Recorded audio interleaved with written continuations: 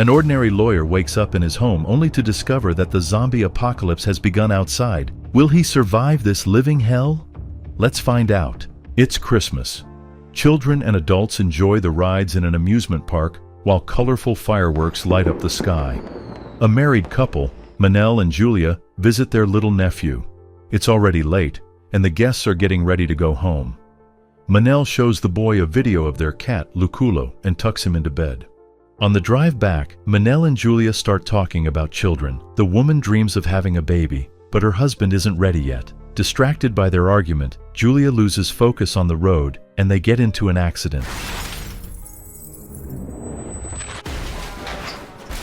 A year passes. Manel is woken up by his cat, Luculo.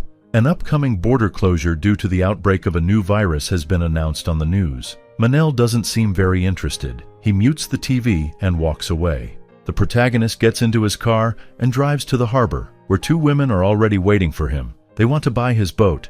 Manel describes its technical details and goes down into the cabin to get the necessary papers. There, he notices Julia's bracelet, which makes him think of his wife again. The man loved her deeply. Manel comes back home and then decides to stop by a store. His sister Belen calls him, but he doesn't answer. Inside the supermarket, people are literally clearing the shelves. At home, Manel listens to the news again and ties Julia's bracelet around Luculo's neck like a collar. The man finally calls his sister back and admits he couldn't sell his boat. Belen tells her brother that her family is moving to the Canary Islands because of the epidemic and invites him to join them. Manel refuses. The next day, the man wakes up at dawn and looks out the window.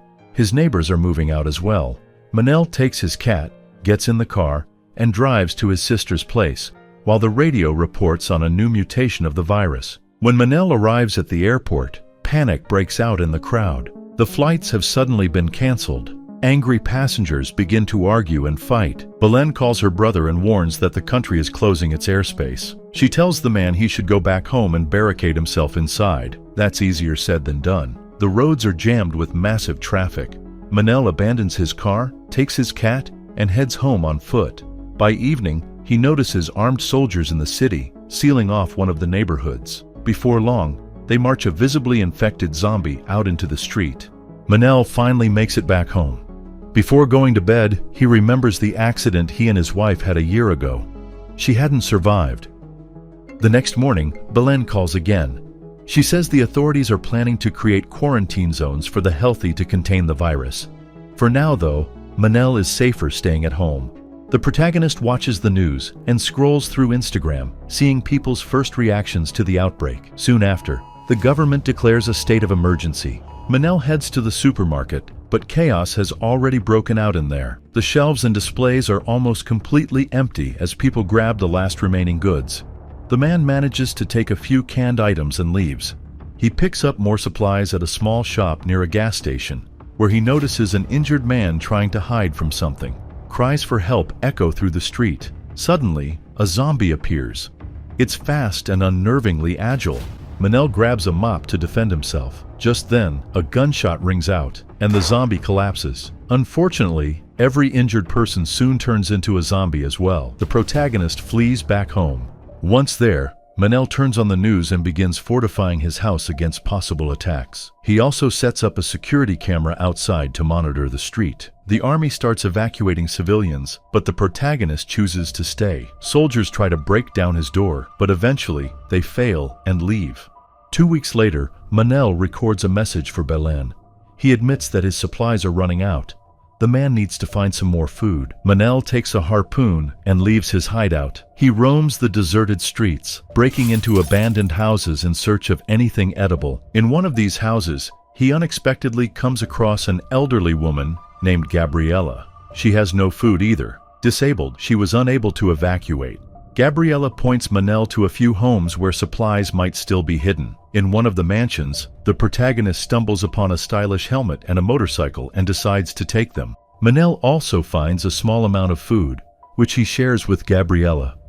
To stay in contact, he gives her a walkie-talkie before heading out again.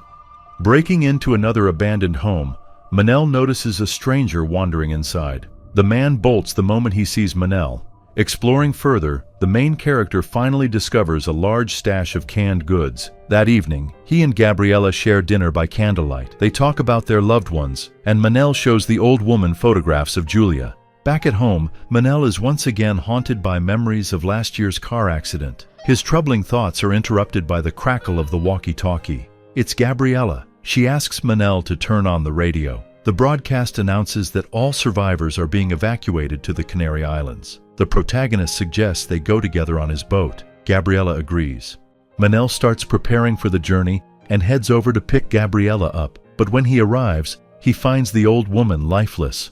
Poor Gabriella had chosen to end her life rather than become a burden to Manel. On his way back, the man is suddenly attacked by a zombie. Luckily, the protagonist knows how to fight, and he has a weapon. That's a powerful advantage against the undead. Manel decides to head for the evacuation point. He grabs his cat and rides off on the stolen motorcycle. Unfortunately, all the main roads are blocked. He's forced to look for other ways. A zombie begins chasing Manel on a forest road. Soon, more of them join in. The man hits the gas, trying to outrun the horde, but eventually crashes and falls off the bike with his cat. Clutching Lucullo's carrier, Manel desperately tries to restart the motorcycle, but the engine won't turn over. He abandons the bike and runs away. Don't worry, the cat is still safe and sound. The chase leads the protagonist onto a bridge and finally to the docks. He has to swim to reach his boat. For some reason, the engine refuses to start.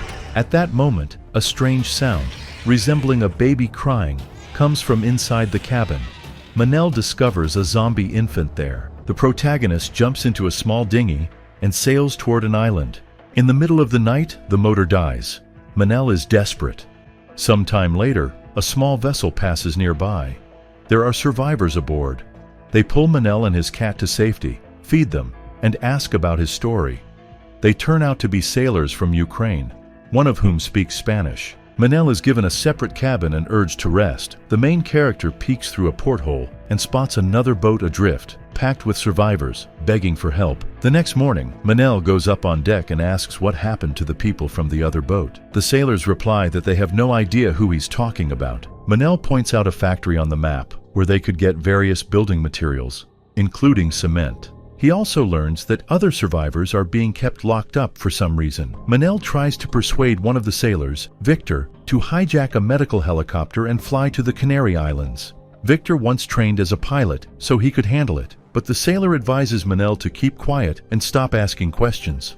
That night, the protagonist goes back up on deck and notices several empty dinghies and motorboats drifting around. He returns to his cabin, packs his things, and sneaks away. On his way out, Manel spots two people tied up. He unties one of them. The prisoner attempts to escape and is immediately cut down by a guard's burst of gunfire. The guard turns his weapon on Manel. Victor appears and stops him. A fight breaks out between the two men, and Victor comes out on top. He tells Manel he's ready to hijack the helicopter. The protagonist gets into a boat with Victor, another prisoner, and of course, his cat. Unfortunately, the sailors spot them almost immediately. A few gunshots end the prisoner's life and wound Victor. Still, they manage to get far enough away from the ship. Once they make it to shore, Manel and the injured Victor find a car. There's a zombie inside, but Manel easily solves this problem. The men set off on a journey. On the way, Victor tells Manel about his captain. He's building a stronghold on one of the islands, keeping alive only those who blindly serve him. They arrive at the hospital where the helicopter is supposed to be, but it's nowhere in sight. What they do find are zombies. Manel fights them off and helps Victor into the operating room. He needs to get that bullet out of his companion. While searching for surgical tools, Manel hears women's voices coming from the ventilation system. He heads upstairs, hoping to find survivors, but instead, a zombie ambushes him. The protagonist takes it down quickly. Seconds later, an entire horde charges at the man. He rushes away but eventually gets trapped.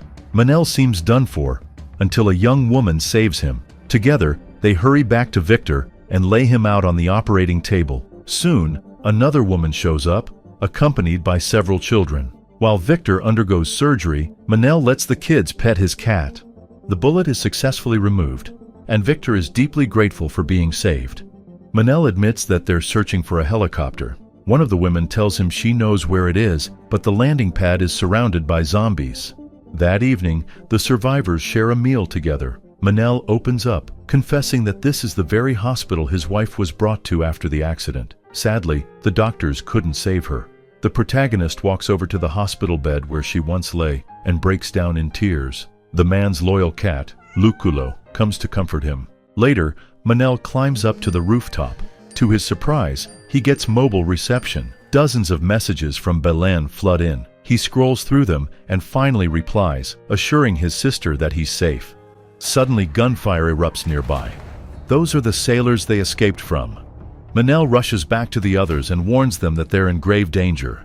People have to reach the helicopter as quickly as possible. The survivors head down into the tunnels that lead to the helipad and break a door open with an axe. Suddenly, a zombie lunges at one of the women and bites her.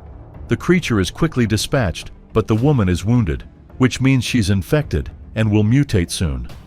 Accepting her fate, she stays behind while the others press on. More zombies block their path, but the survivors manage to hide behind a door. Moments later, the sailors show up and deal with the monsters. Manel comes up with a plan to reach the helicopter without ending up as zombie food. The survivors fashion makeshift moving cages out of hospital beds and push toward the helipad, armed with an axe and a fire extinguisher. They fight their way through, finally making it aboard the helicopter, only to find that it won't start. Zombies begin climbing the fence one by one, approaching the survivors. Manel grabs the axe and fights them off with desperate fury. At last, the helicopter sputters to life, but just then, the sailors armed with assault rifles show up and order everyone to come out. Victor gives Manel a nod, and the protagonist swings open the gates, unleashing a massive horde of zombies. The creatures immediately swarm the sailors. Once again, Manel's axe saves his life. The helicopter lifts off, and Victor lowers the rope ladder to pull Manel aboard. People are safe, at least so it seems. As the helicopter heads toward the Canary Islands, Manel's phone rings. It's Belen. She warns her brother not to fly to the Canaries under any circumstances. Two fighter jets appear in the sky,